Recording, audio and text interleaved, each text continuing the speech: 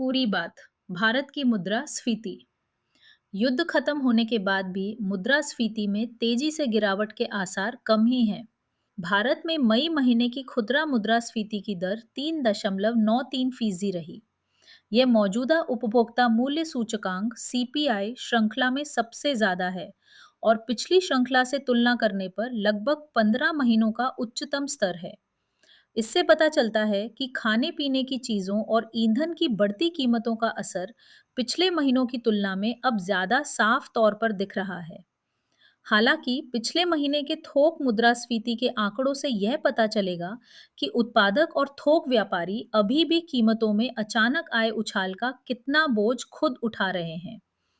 थोक मुद्रास्फीति के ये आंकड़े दरअसल नई थोक मूल्य सूचकांक डब्ल्यूपीआई श्रृंखला के तहत पहले आंकड़े होंगे और इस महीने के आखिर में भारत के पहले उत्पादक मूल्य सूचकांक पीपीआई के आंकड़ों साथ आएंगे।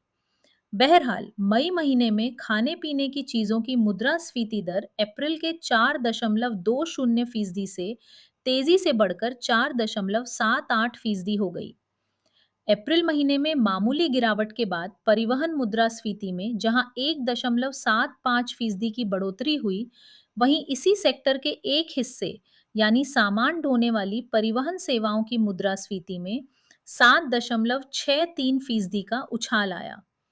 ये कीमतों में बढ़ोतरी के असर के फैलने का संकेत है। ऐसा मुख्य रूप से मई महीने के मध्य से पेट्रोल और डीजल की कीमतों में 4 किस्तों में हुई बढ़ोतरी की वजह से हुआ।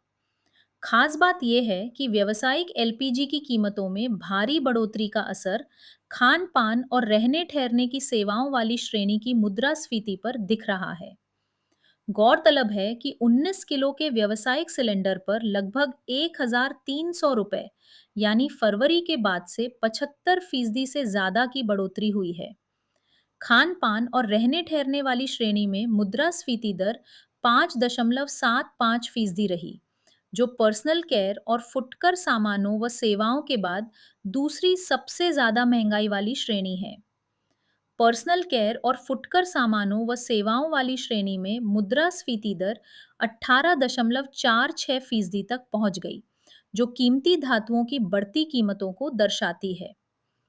इस महीने की शुरुआत में घरेलू एलपीजी की कीमतों में 29 रुपए की जो दूसरी बार बढ़ोतरी हुई थी, उसका पूरा असर जून महीने में खाने पीने की चीजों की कीमतों की महंगाई में देखने को मिल सकता है।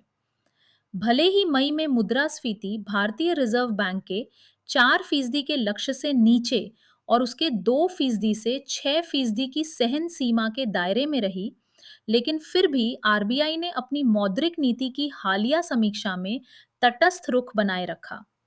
इससे कीमतों पर और दबाव पड़ने की आशंका को लेकर चिंता जाहिर होती है। इस बीच डॉलर बेचकर विदेशी मुद्रा बाजार में किए गए उसके हस्तक्षेप से रुपए को मजबूत होने में सहारा मिला है। ईरान के साथ अमेरिका इजरायल के टकराव के बढ़ने के बाद से रुपया एशिया की सबसे खराब प्रदर्शन करने वाली मुद्रा रही है। मई महीने में डॉलर के मुकाबले 97 रुपए के करीब पहुंचने वाली यह मुद्रा अब 95 से 96 रुपए के आसपास झूल रही है। फिर भी केंद्र सरकार इस तथ्य से कुछ राहत महसूस कर सकती है कि खाने पीने की चीजों और ईंधन को छोड़कर मूल मुद्रास्फीति मई महीने में 3.8% से 3.9% के आसपास अपेक्षाकृत नियंत्रण में रही। ये हाल के महीनों की तुलना में काफी हद तक अपरिवर्तित है।